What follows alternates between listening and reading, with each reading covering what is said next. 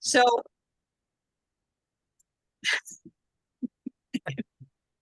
to go.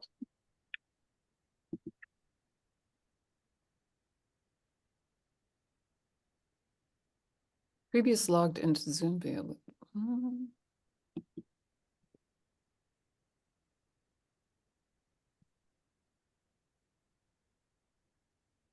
Okay, going live.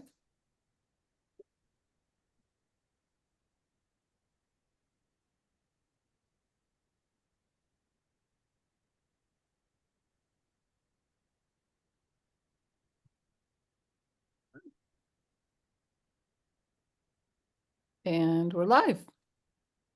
Hi, everybody. We're here to talk about harmony. I'll just give everybody a couple of minutes to come in here. Make sure I see it on my page. I don't see it yet. There we go. And I'm going to turn it over to Joan right away so we can jump right in. Thank you so much for moderating today, Joan. I appreciate it. Thank you for asking me. It's my great pleasure to be here with these wise women and to get to dive into this topic of harmony today. And Kay, I am going to put you on the spot just for a little bit, since it was your inspiration for us to explore this particular topic. So I would love it if you could just share what prompted this topic, or what your vision is for us exploring this. Well, thank you for asking that. And I have to say that I don't feel like I pick the topics pick me. And so it's not surprising to me that the topic that is coming in right now is harmony, because I mean, we're seeing quite a lot of what seemingly is the opposite of harmony on our screens and maybe even in our lives. So I thought it was just really incredibly timely that we kind of dive into this topic to see what responsibility we have in the area of harmony and how that actually happens, what we can do to affect change in that way. So yeah, that's how it came through.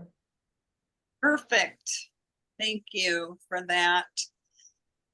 I was aware when you presented this topic that there are a lot of facets and variations, and you were naming really the larger collective lens for looking at harmony. But I think there can be the internal, the interpersonal, the more micro versions of that. So I'm hoping today we can touch on all those facets. And I would love to start with you, Jenny. And as we each talk, I'm going to suggest that you introduce yourself and let people know where you're coming from and what magic and medicine you bring to the world. Thank you so much, Joan. It's such a pleasure to be here with all of you. And I love this topic of harmony. My orientation, my training is I'm a marriage and family therapist, a certified sex therapist. I work now as a mentor, a guide. I think of myself as a torch bearer, and torch bearers lead the way or shine the light for others to find their own way.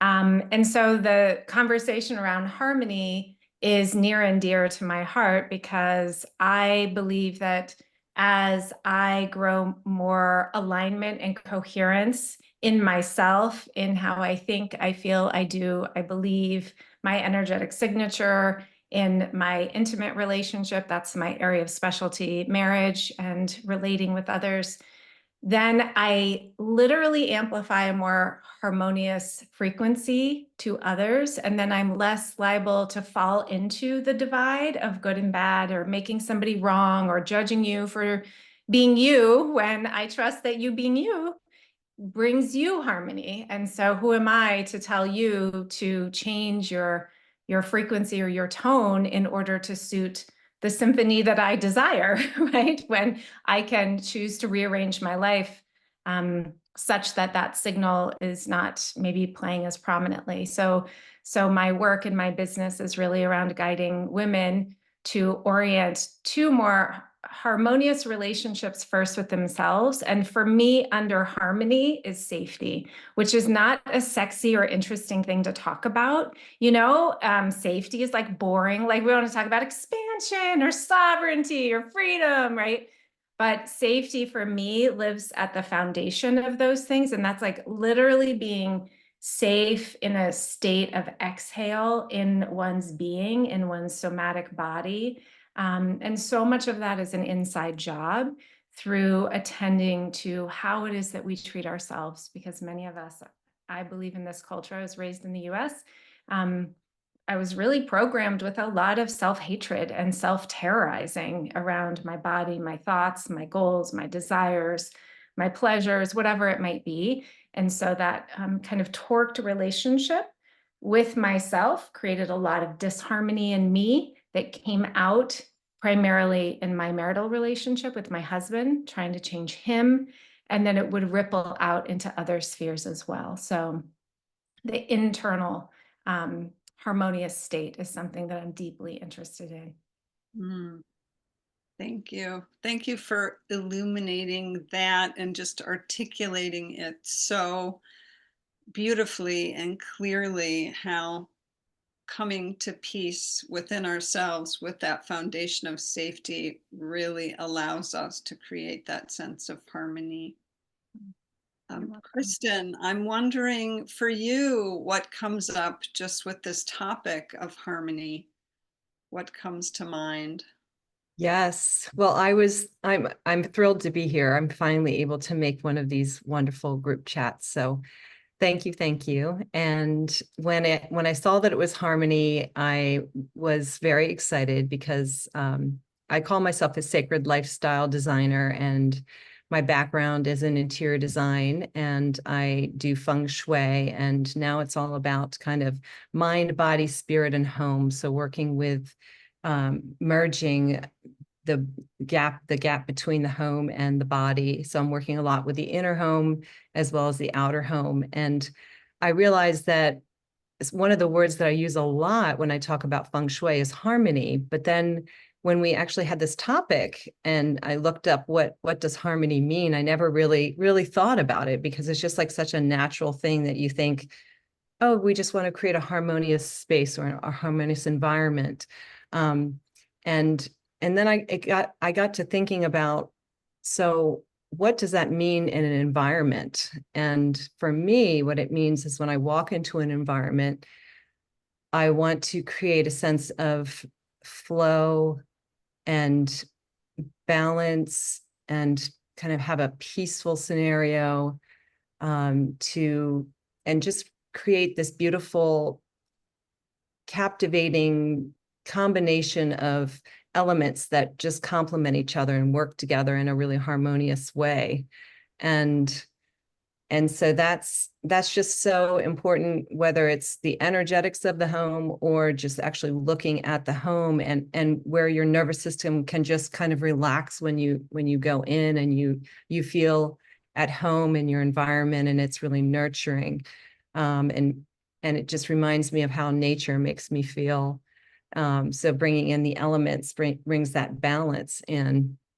And I got to thinking about, how does that make one feel? And it's, to me, and I love, Jenny, that you said safety, because that was one of the words that I came up with as well. When you go home, you want to feel safe and you want to feel protected.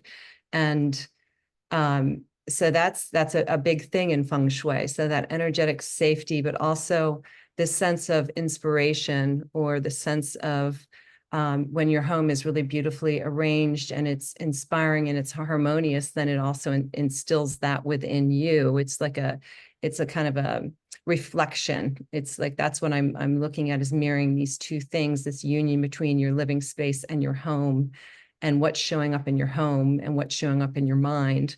So creating harmony, I think, allows for creative expansion as well as safety. Like, there's so many different aspects to it that show up. And so I'm just excited to share from that feng shui perspective, because I just feel like it it's fun to actually talk about it in this way, because I've never really spelled it out like that before. Beautiful. Yeah, well, I love how these various facets are coming in and kind of coloring in the background, so to speak, with this very rich topic. Lynnda, I would love to have you share with us whether what comes up for you related to harmony. I think we'll just start there. Well, like everyone else, I think it's an incredibly important topic right now, because we are living in such unharmonious times, and most of us have a lot of not very harmony-oriented experiences that we're experiencing ourselves too. I'm a consciousness doula, and my whole passion in life is helping people birth expanded states of consciousness, particularly people that are going through an awakening process, which tends to be a time when you really feel like you're out of harmony. But it really is a time where you're beginning to get into harmony, but you just don't know it because you've been out of harmony in a false place for a long time.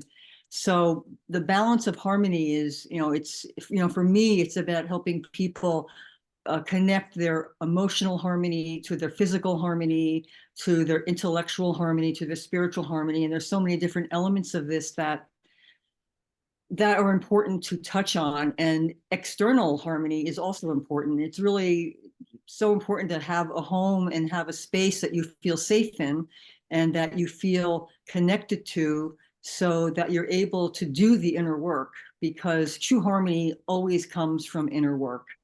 The external can hold a space for you to give you that time to be able to do the work, but it really always begins on the inside, and it begins with looking at what is not in harmony within you, and beginning to really search for how to balance it out. So I think it's a really great topic, and I'm glad that we brought this up, because for all the lack of harmony going on in the world right now, if people could just find it within themselves, they could navigate the external parts of it way better. So thanks for bringing this up now.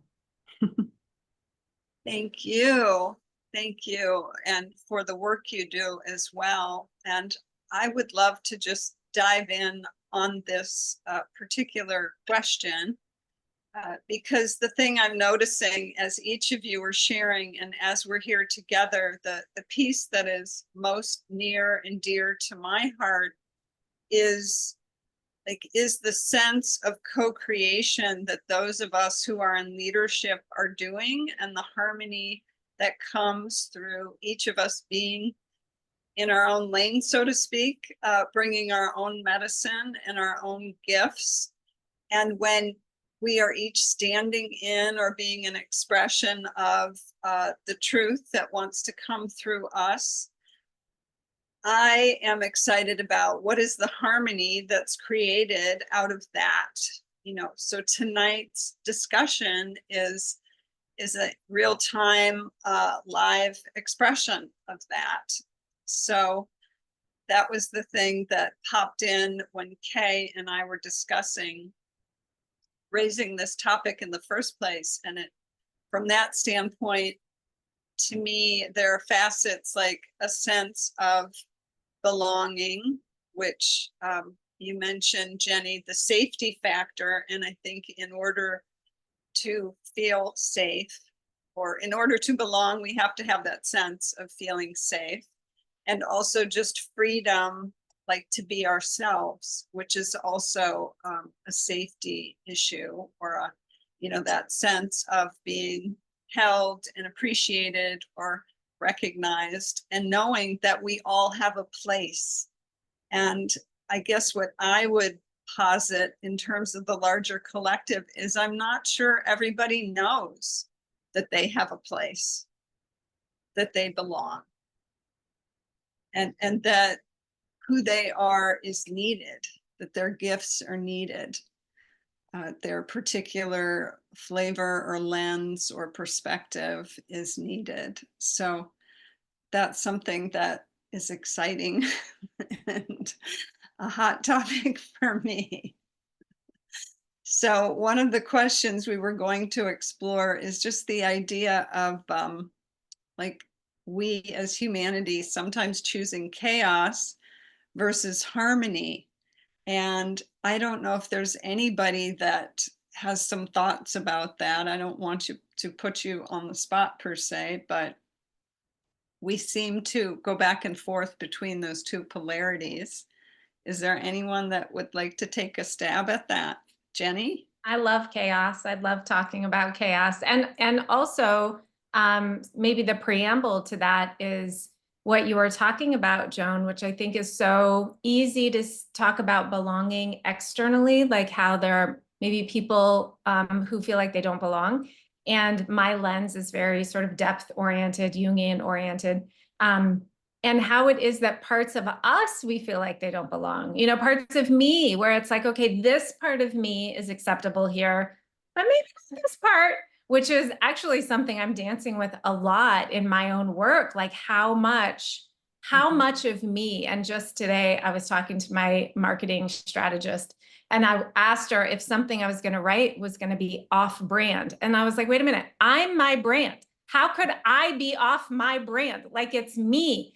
But there's that, you know, and I know, I mean, I know 4 of you in this collective, and I trust that all 5 of us have experienced that, whether it's professionally or with family or, you know, in our communities, like how much of me can belong, which creates that internal chaos, right? Which I think we're just so practiced at being in the chaotic state internally of like, oh, I don't belong, or should I have said that, or maybe I shouldn't, or everybody here is the teacher's favorite but me, you know, like all of those things that we can go to that are so beautifully human.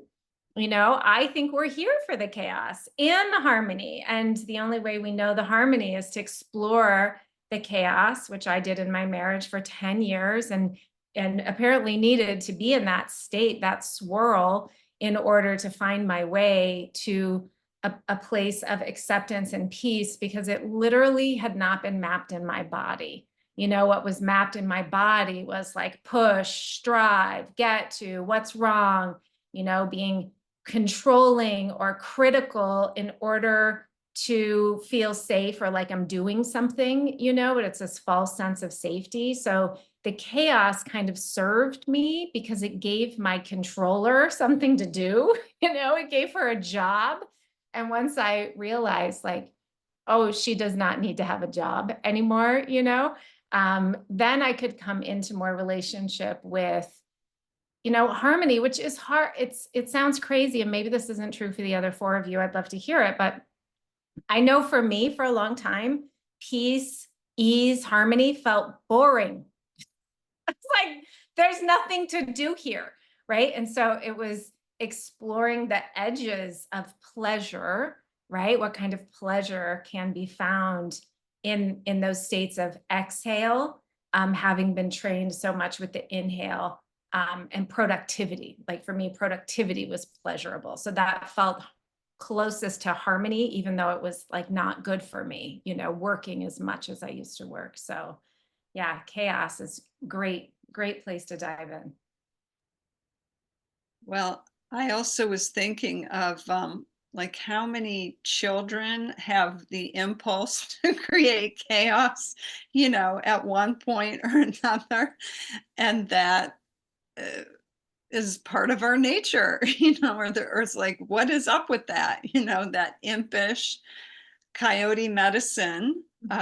Kay, I don't know if you have any thoughts on chaos and harmony and how they interplay, or where does this take you?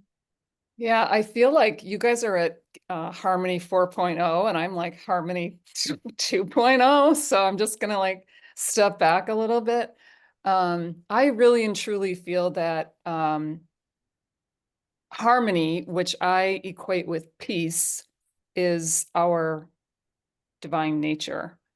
And that in that peaceful state, we are automatically in harmonic resonance with one another and with our purpose and our divine will.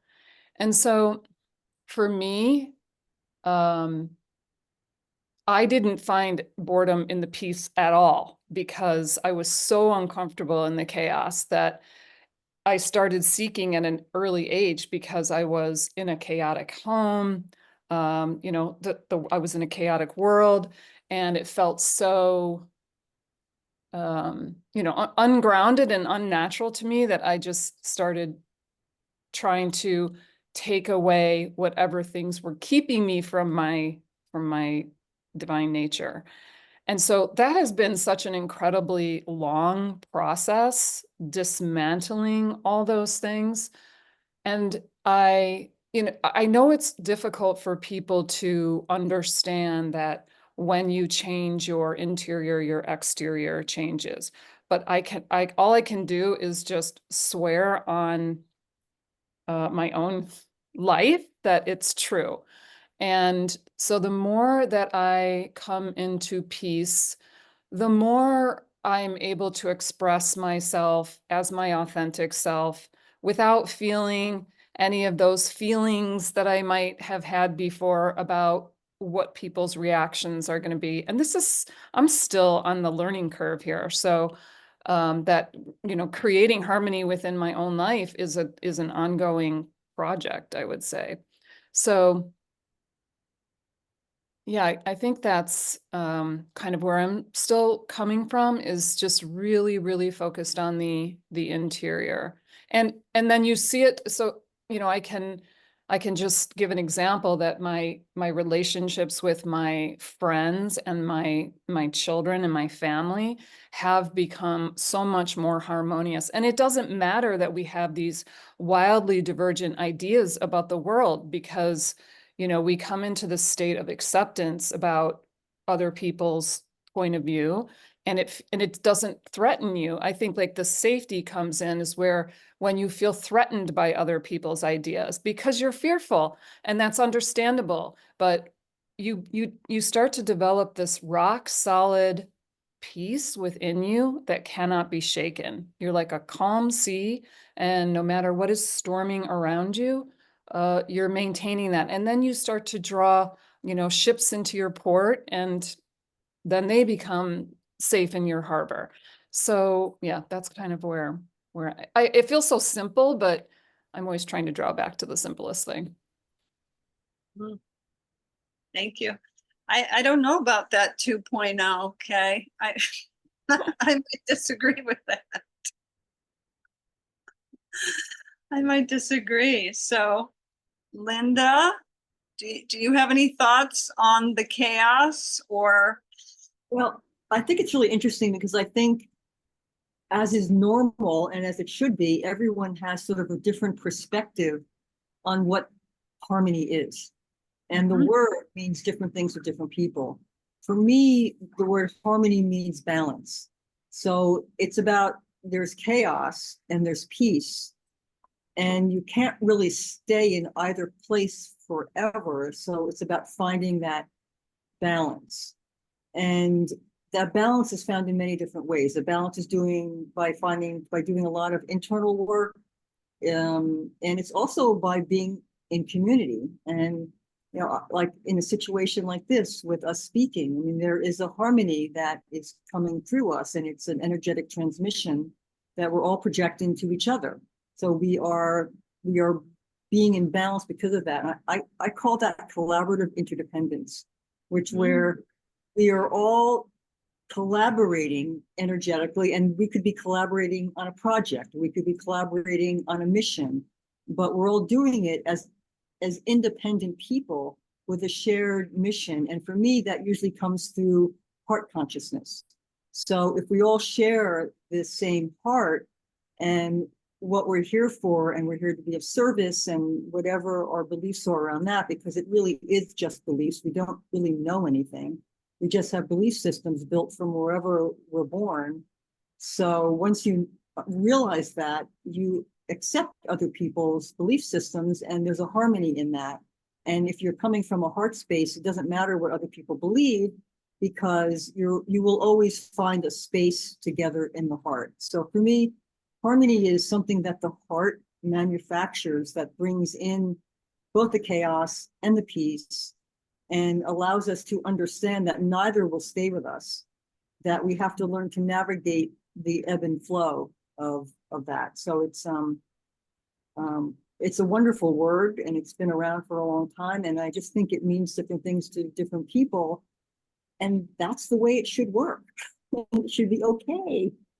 And that's harmony, and is allowing other people to have different perspectives and different things about almost everything.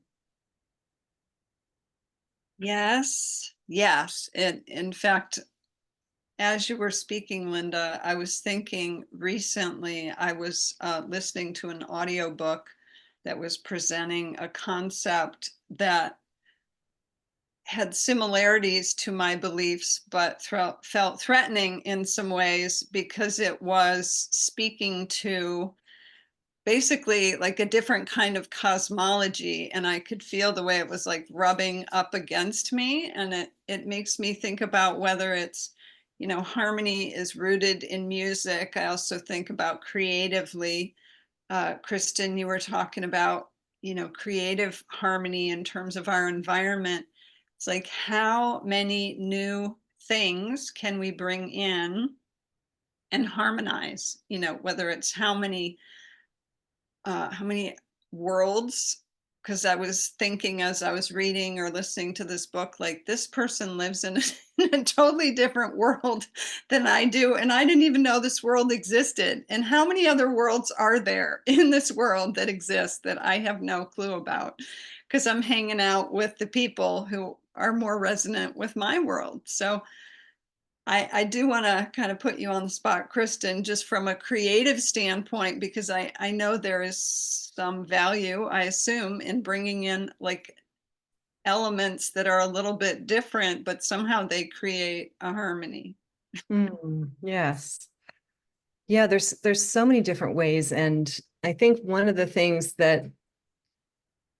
thing that I noticed, because I've been spending a lot of time at the shore, and so I've been really, really connected with nature, and it's been so lovely just seeing the sunrises and the sunsets and just soaking in that light, that beautiful amber light, and just getting that fresh air and grounding. That's just been such a treat, so harmonious. And so I believe that our homes we need to bring more nature into our home to really ground us and to help us connect to true source, which is nature. And lighting is a big thing that it's funny, whenever I go to a restaurant with my husband, ever since LEDs came out, and I'm like, oh, like, just like sometimes they're so bright, just the blue light, and how unnatural that is for our system. So it immediately puts you in fight or flight.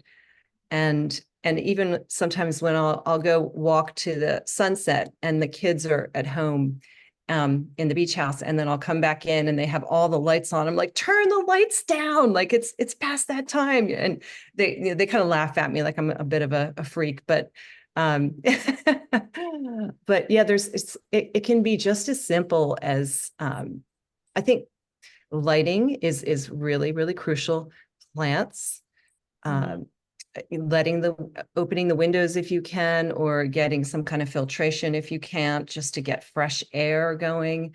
Looking at your artwork and what does it symbolize, like doing an assessment and really just looking at what you have around. It's funny, when I first learned feng shui, my teacher did an evaluation at my home. She did a consult with me, and I felt like it was like the best therapy session I'd ever had, because she just kind of looked around my house and she'd say, well, tell me about that. And whenever she said that, I'm like, oh, there's something about this.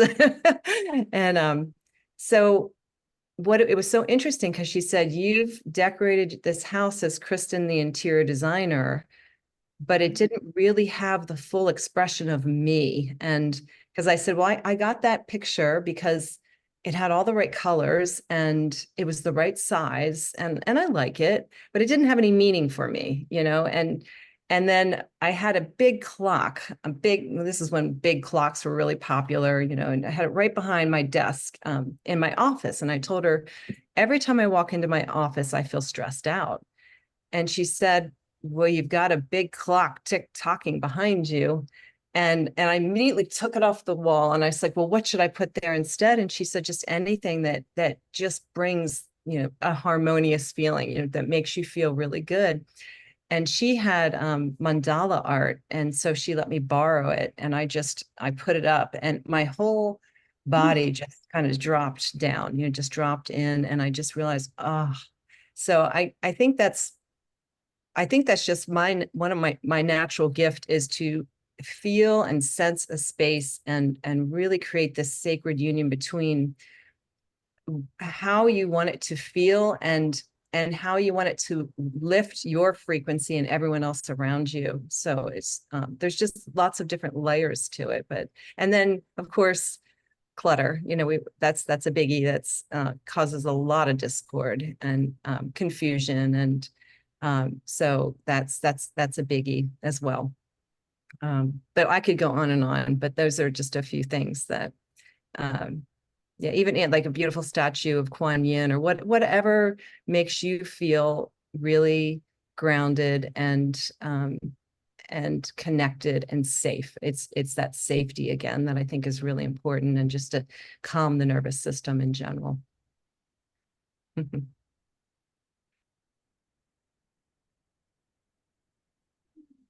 makes me want to take a deep breath. Are there life hacks that each of you has to kind of help you shift into that more harmonious state? And some of you have already named some things, but like, are there go-to practices? I know Kristin was talking about being in nature and at the shore, that golden light that comes at the end of the day. Jenny, is there? Sure.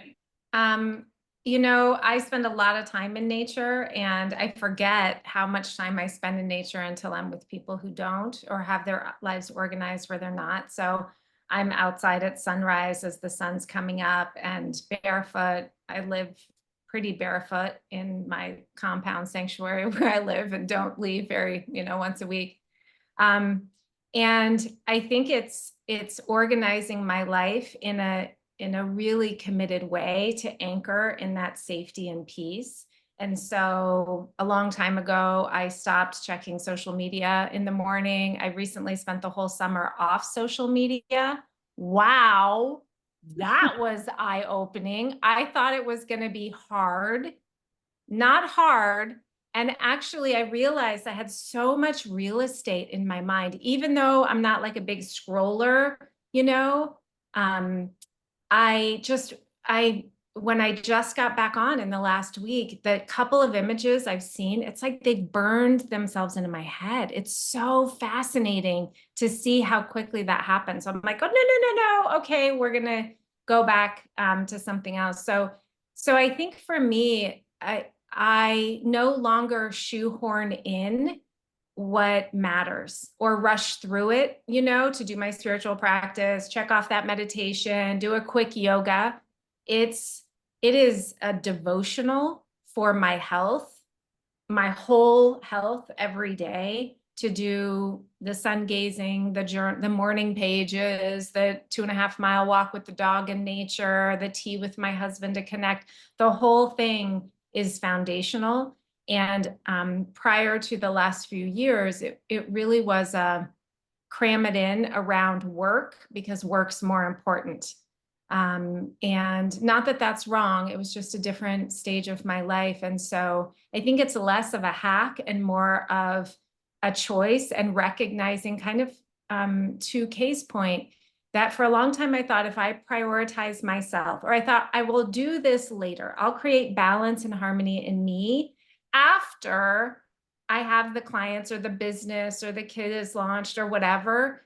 And what I realized was who I was becoming in order to get to the goal to become someone different was like, it was all distorted. So rather to be the person now who I want to be, rather than waiting to get somewhere in order to be or experience the thing that I want to have. So it really, for me, starts in the morning, earthing and sunning. Thank you. Kay? Yeah, wow, that's, I have so many things I want to say about this, because I'm so curious, and Kristin and Jenny in particular, I just want to ask you guys, but, you know, that I'm so curious about whether we can create the conditions of harmony or whether they arise from within us. And I don't know if that's the same thing, but I'm a Taurus, so I have a long history of creating a feathered nest, and it's just part of my nature. It doesn't matter if I'm, you know, using plywood and cement blocks from the railroad side, or whether it's, you know, down pillows or whatever. And so creating a nest for myself for sure happens all the time. And so, and I think earlier in my life, I had to be on the verge of a breakdown before I actually started to pull back and create the conditions in my life. I had 4 children. I had I had a big dog. We were building a house. They were all going to separate schools. I was driving and I was doing all the mom things. And I just became a frazzled mess. I had no peace at all. And I used, you know, if somebody ever asked me what was my heart's desire, I'd always be like, peace. I just want peace, peace, peace, peace, peace. And so once I hit that wall, I had to pull back and start creating the conditions. So I turned off the news. I pretty much cut way back, and now I cut out completely alcohol. And I never was really big recreational drug user, so that wasn't a problem. And I stopped doing things out of obligation and started doing things out of joy. And I kept track, because you can't, you know, when you have 4 children, you have obligations, and as adults, we all have obligations.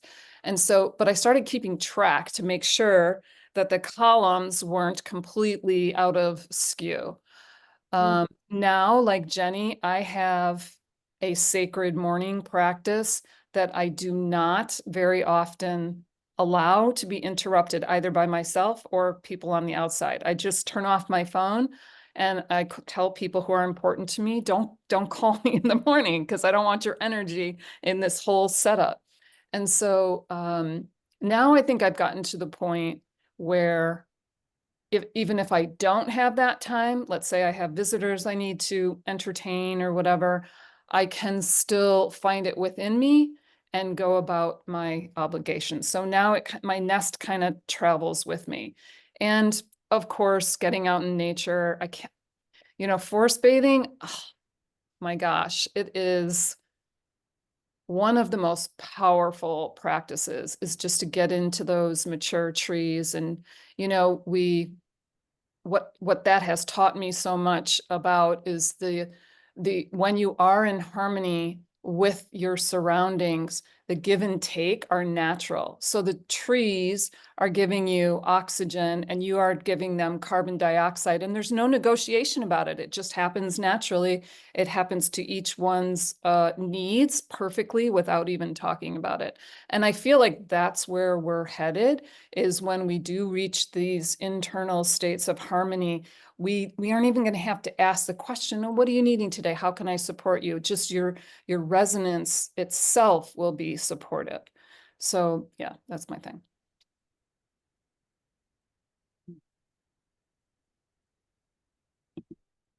So I'm having an interesting thought that I would love to to put out there and just see what your responses are.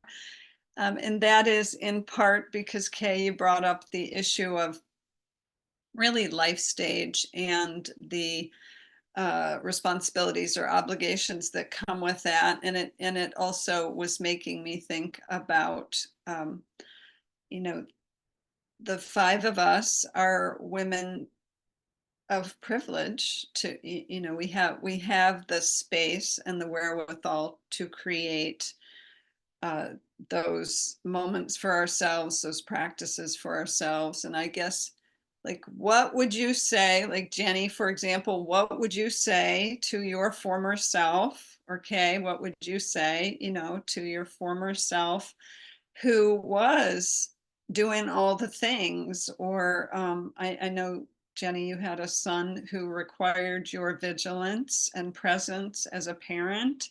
So if there are other mothers out there who are in the thick of it, they don't have to wait 20 years for harmony. what what can they do? What's Sure. It's an excellent question. I don't think my 20-year-ago old self would have been available for anything. I was so conditioned for the torque and the grip and the clench. And however, I do know that peace, and Kay, I think you asked an excellent question. It's sort of which comes first, the conditions or the internal, and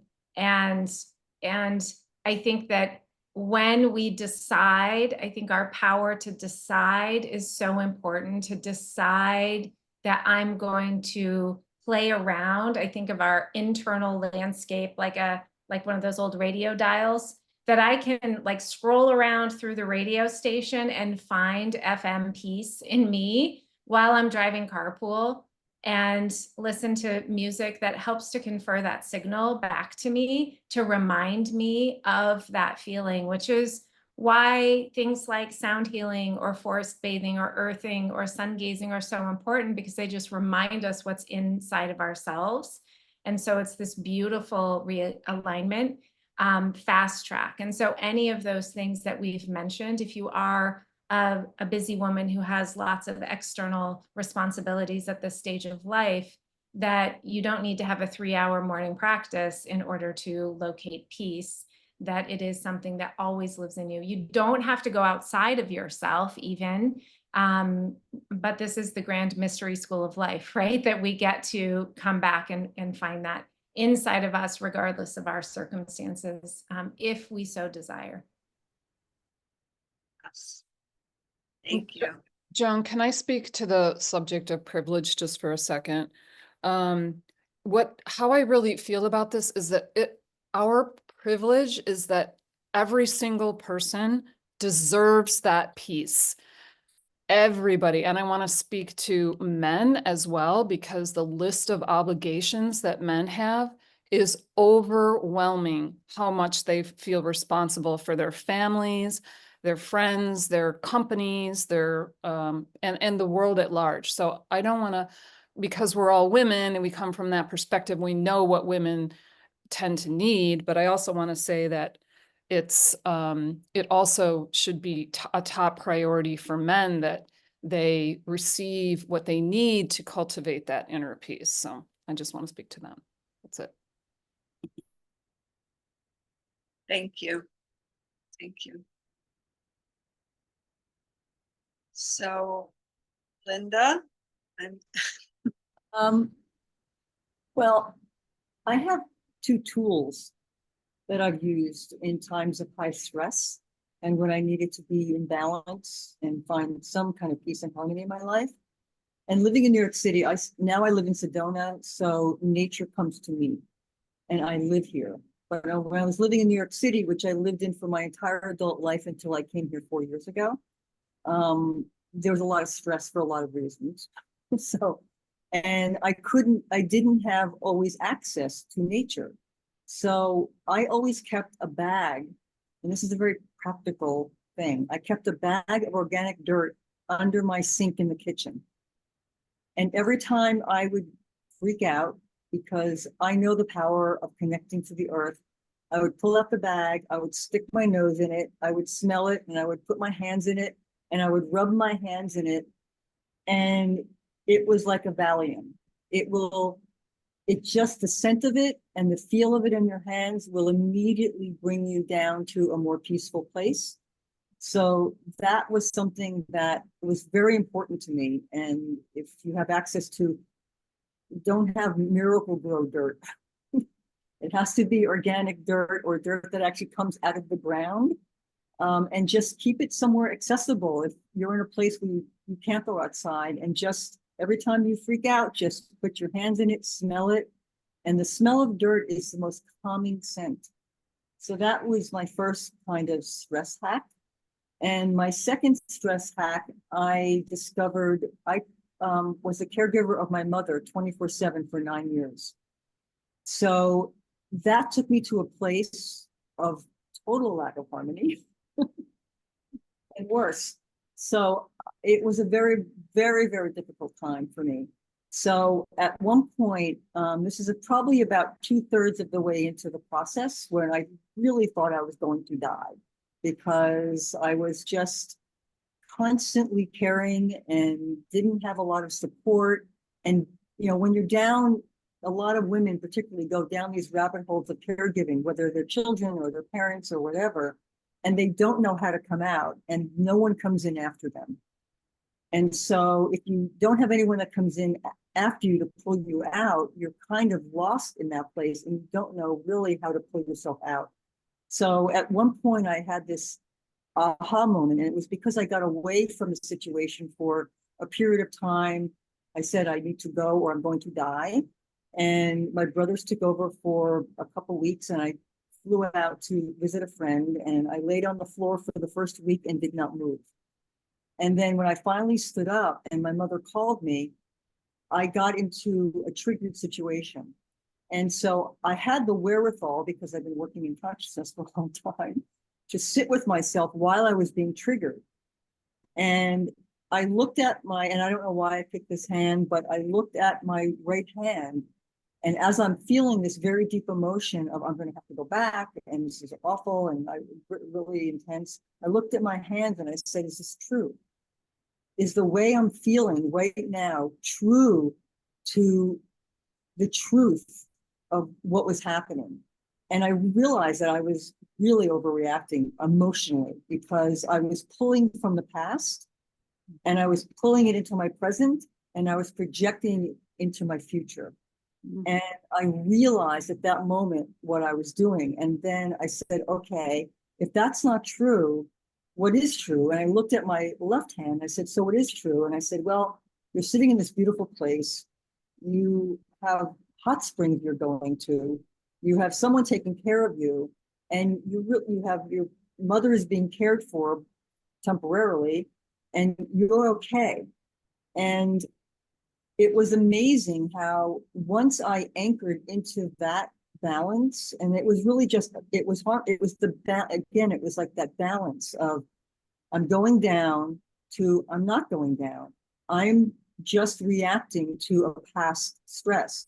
So once I realized that, this, which felt so concrete and true, began to just disappear like a fog. And then I got up, and I really believe that when you start feeling that, you have to go and take this one small action that anchors this. So at that point in time, I went and had a green juice, because I was physically in not good shape. But it's anything.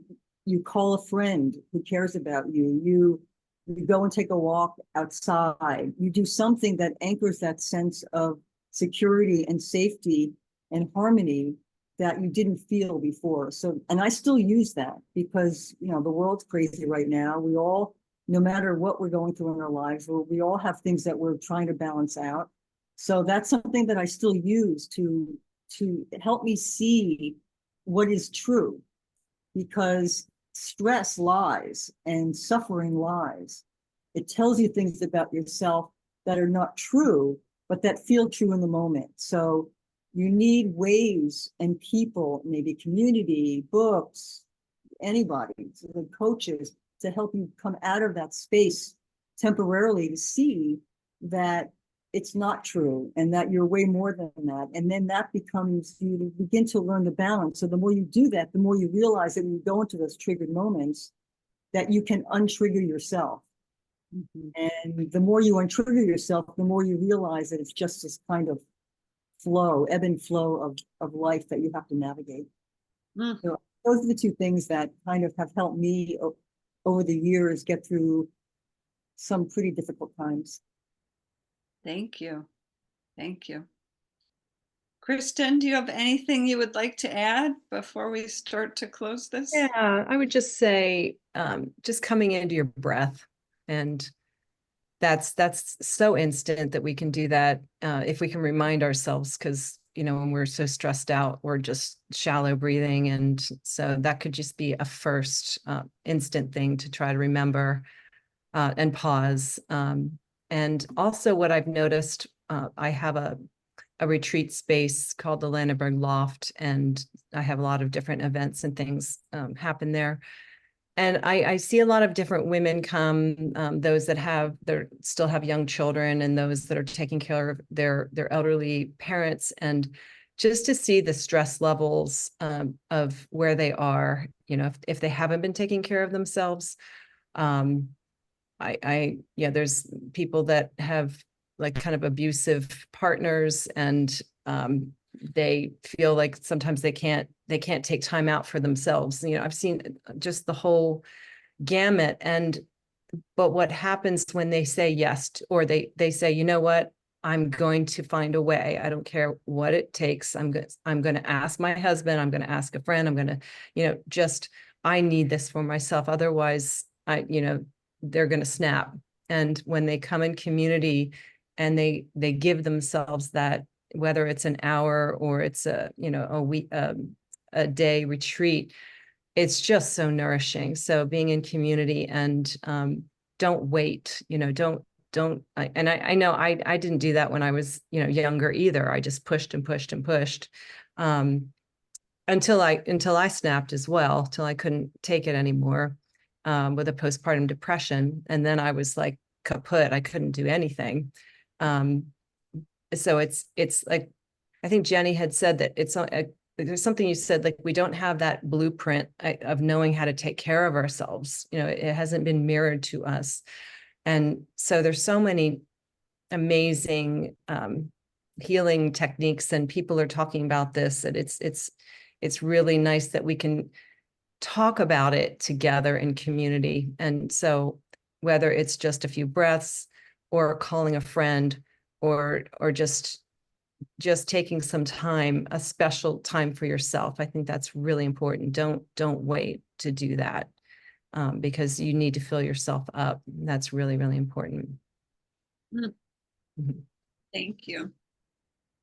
You're welcome. Yeah, so I'm struck by, particularly as you're mentioning the breath, just the coming back to the body, to the somatic, which is where it's the only place we can feel safe, is in the body. And I am a big proponent of kind of grounding in the sensual and our senses. And so for me, whether it's gazing at something in nature, or even just like movement, like simple micro movements is a practice that I explore in a form of meditation. So I don't do it every day, but like lying in bed and just starting to, in very subtle ways, move parts of my body, and the way that will bring me out of a tense mind, or a habitual,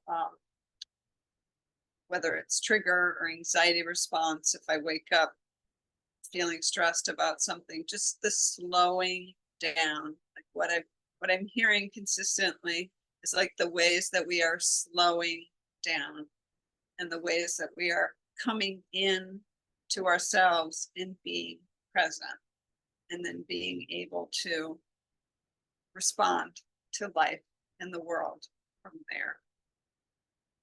So is there anything else that anyone feels called to share before we wrap this up?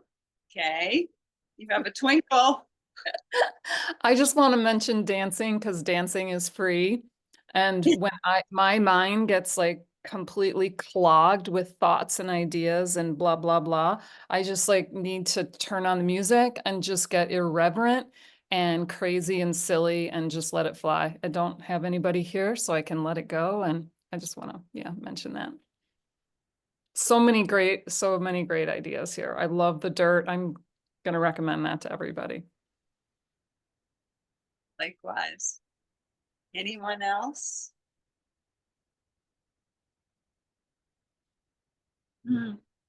I want to thank you again, Kay, for initiating these events and for being receptive to the topic of harmony coming to you. And I want to welcome or give thanks to you, Jenny and Lynnda and Kristin, for being here and for sharing your wisdom and creating this harmonious hour together.